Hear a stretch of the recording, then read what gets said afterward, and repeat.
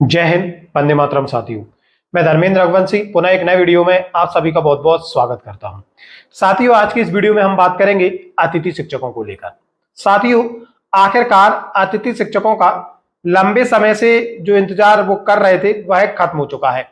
DPI ने अतिथि शिक्षकों की जानकारी जीएफएमएस पोर्टल पर दर्ज करने को लेकर दिशा निर्देश जारी कर दिए हैं और जो जीएफएमएस पोर्टल है उसे भी अब ओपन कर दिया है अतिथि शिक्षकों की जानकारी ऑनलाइन करने के लिए। जी हां साथियों, हाल ही में डीपीआई ने एक पत्र जारी किया है जिसमें अतिथि शिक्षकों की जानकारी जीएफएमएस पोर्टल पर ऑनलाइन करने को लेकर आवश्यक दिशा निर्देश एवं समय सारणी जारी किए हैं।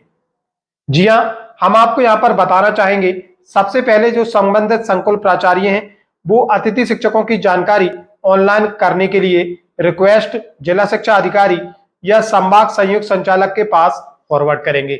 वहां पर रिक्वेस्ट का परीक्षण किया जाएगा। परीक्षण में यदि रिक्वेस्ट सही पाई जाती है तो संबंधित अतिथि शिक्षक की जानकारी जीएफएमएस पोर्टल पर ऑनलाइन कर दी जाएगी और 1 नवंबर तक ऐसे समस्त अतिथि शिक्षकों की जानकारी जीएफएमएस पोर्टल पर ऑनलाइन हो जाएगी, जिस हिसाब से पत्र में समय सारणी दी हुई है। यदि हम उस समय सारणी की बात करें तो अब लेकिन साथियों, जैसे ही दिशा निर्देश जारी हुए हैं, अतिथि शिक्षक साथियों में एक कंफ्यूजन बना हुआ है। उनके लगातार प्रश्न भी इस चीज को लेकर आ रहे हैं। साथियों, यदि हम पत्र के बिंदु क्रमांक, जो पत्र में जो समय सारणी दी हुई है उसका बिंदु क्रमांक 1 देखें, संकुल अंतर्गत विद्यालयों में कार्यरत अतिथि शिक्षक जिनकी उपस्थिति जीएफएमएस पोर्टल में दिनांक 5/8/23 तक दर्ज नहीं की गई है, ऐसे अतिथि शिक्षकों की उपस्थिति रिक्वेस्ट को जीएफएमएस पोर्टल में दर्ज करना है।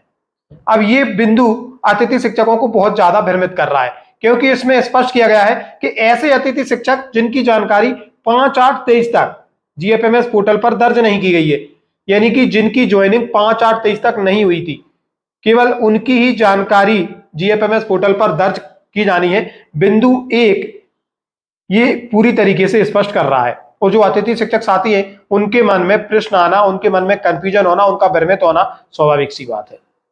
तो क्या केवल 5/8/23 से पहले जो अतिथि शिक्षक साथी विद्यालयों पर रखे गए हैं उनकी ही जानकारी जीएफएमएस पोर्टल पर दर्ज की जाएगी? उसके बाद जो अतिथि शिक्षक साथी नियुक्त हुए हैं उनकी जानकारी पोर्टल पर दर्ज होगी या नहीं, ये सवाल अतिथि शिक्षकों के मन में बना हुआ है। तो साथियों, हम आपको यहाँ पर स्पष्ट कर देना चाहते हैं कि सभी अतिथि शिक्षक साथी जिनकी ज्वाइनिंग चाहे 5/8/23 से पहले हुई हो या 5/8/23 के बाद, चाहे वह सितंबर और अक्टूबर में ही उन्होंने ज्वाइनिंग क्यों ना ली हो, सभी अतिथि शिक्षकों की जानकारी जीएफएमएस पोर्टल पर दर्ज की जाएगी। हालांकि जो बिंदु क्रमांक 1 है जिसको देखकर आपके मन में भ्रम हुआ है, तो वो बिंदु क्रमांक 1 अपनी जगह बिल्कुल सही है, क्योंकि 5/8/23 की स्थिति में भी बहुत सारे संकुल प्राचार्यों द्वारा अतिथि शिक्षकों की जानकारी पोर्टल पर ऑनलाइन नहीं की गई थी, जो कि एक समय सारणी डीपीआई के द्वारा तय की गई थी। तो यहाँ पर हम कहना चाहेंगे कि 5/8/23 के पहले नियुक्त हुए अतिथि शिक्षक और उसके बाद नियुक्त हुए अतिथि शिक्षक, सभी अतिथि शिक्षकों की जानकारी पोर्टल पर दर्ज की जाएगी। ये स्थिति पूरी तरीके से स्पष्ट होती है पत्र में दी गई अंतिम लाइन से। इसको यदि हम देखें, उपरोक्त अनुसार अतिथि शिक्षकों का आमंत्रण अनिवार्य रूप से रिक्त पदों के विरुद्ध ही समय सीमा में किया जाना सुनिश्चित करें। उपरोक्त अनुसार यानी कि ऊपर जो निर्देश दिए गए हैं, इन निर्देशों के क्रम में, यानी कि संकुल प्राचार्य किसी भी अतिथि शिक्षक की जानकारी को ऑनलाइन करने के लिए रिक्वेस्ट जिला या संभाग स्तर पर फॉरवर्ड करेंगे। वहां परीक्षण उपरांत उनकी जानकारी ऑनलाइन पोर्टल पर कर दी जाएगी। तो उपरोक्त अनुसार अतिथि शिक्षकों का आमंत्रण अनिवार्य रूप से रिक्त पदों के विरुद्ध समय सीमा में किया जाना सुनिश्चित करें।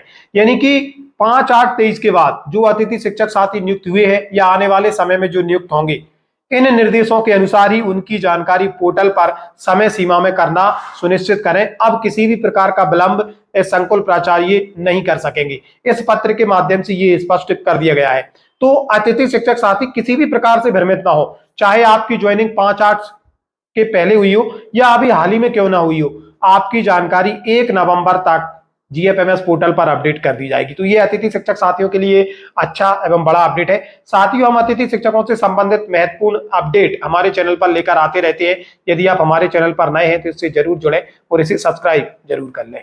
साथियों, ये था आज का महत्वपूर्ण अपडेट। मिलेंगे जल्दी नए अपडेट एवं नए टॉपिक के साथ। तब तक के लिए जय हिंद, जय भारत मित्रों।